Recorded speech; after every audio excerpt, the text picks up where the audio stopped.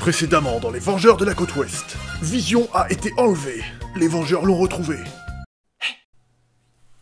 Quoi? Je pensais que ça serait un peu plus long. Ok.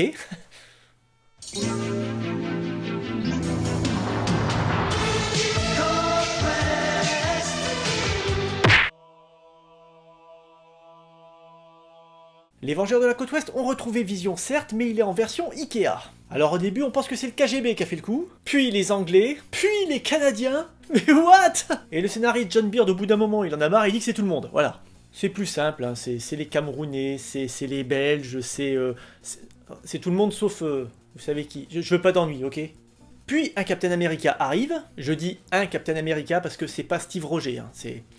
Oui, pendant des années, j'ai dit Steve Rogers. On va pas parler de ce Captain parce que c'est juste un prétexte pour qu'œil de faucon se casse.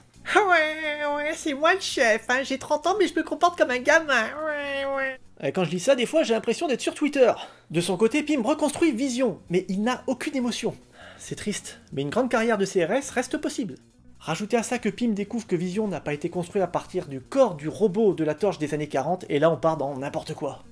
Enfin, pourquoi modifier les origines de Vision? Il a été construit par Ultron à partir du corps de la torche avec les émotions de Wonder Man. Enfin, la sorcière rouge décide d'aller voir Absalon College of Robotics. Yeah, fuck America. Des méchants en fait qui se servent de l'état de Vision, alors ne me demandez pas comment ils sont au courant, pour attirer la sorcière rouge dans un piège. Ils la plongent dans un produit qui la transforme en méchante. Alors le fameux produit, ça pourrait être un machin fabriqué par des savants fous, ou un truc magique. J'aime pas ça la magie, hein, mais ça me va très bien, je suis pas compliqué. Mais non, c'est les Vengeurs de la Côte Ouest. C'est forcément un level au-dessus. Là, ça envoie du lourd, hein, ça envoie du pâté. Je sais même pas comment vous l'expliquer. J'imagine même pas les réunions des éditeurs à l'époque. Monsieur Byrne, vous avez fini le dernier épisode des Vengeurs de la Côte Ouest, je crois? Oui, d'ailleurs, j'ai emmené les pages avec moi, si vous voulez. Enfin, voilà. Super. Quel est ce produit qui a rendu la sorcière rouge méchante, et comment vous allez la sortir de là?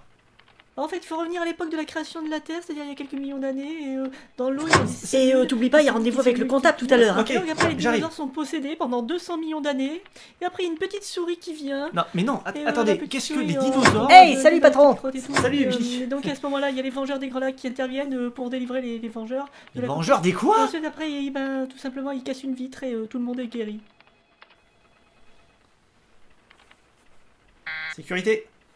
Byrne a été payé avec des remorques de cocaïne. C'est pas possible. Tu peux pas partir dans des délires comme ça en étant totalement sobre. C'est pas humainement concevable. Pendant ce temps, chez John Byrne... quel est ce produit qui va rendre la sorcière rouge méchante? Marijuana, cocaïna, héroïna,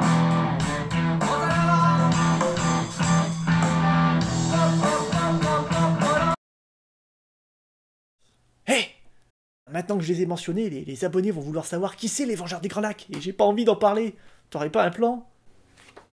J'ai ce qu'il te faut. Cool! Bon, par contre, c'est un plan de Vichy, je sais pas si ça peut t'aider. Bon, ok, je vais vous parler des Vengeurs des Grands Lacs. Mais dans un prochain épisode. Vengeurs, dispersion! Non, pas... marijuana.